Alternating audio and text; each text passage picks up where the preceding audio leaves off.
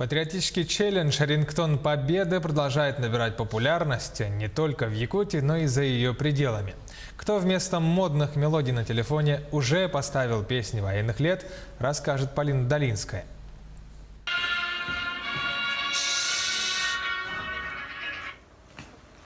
4 февраля генеральный директор национальной вещательной компании «Саха» Олег Марков запустил акцию, посвященную 75-летнему юбилею Победы в Великой Отечественной войне «Рингтон Победы».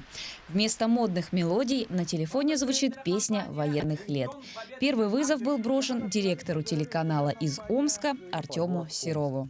Я принял вызов от своего коллеги, директора НВК «Саха» Якутии Олега Маркова. Вслед за первым ответом к акции начали присоединяться жители нашей республики.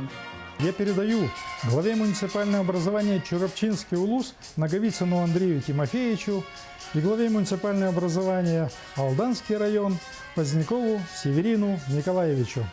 Главе муниципального образования город Алдан Александру Лукичу Бугай. Ну и всем директорам детско-юношеских спортивных школ. Молодежь села Хатасы, участвуем в акции «Рингтон Победы». Флешмоб начал набирать обороты, и к нему стали присоединяться библиотекари, блогеры и эстрадные исполнители. Передаем челлендж нашим друзьям библиотеки Смарт и второй школе. Хочу передать свою эстафету блогерам.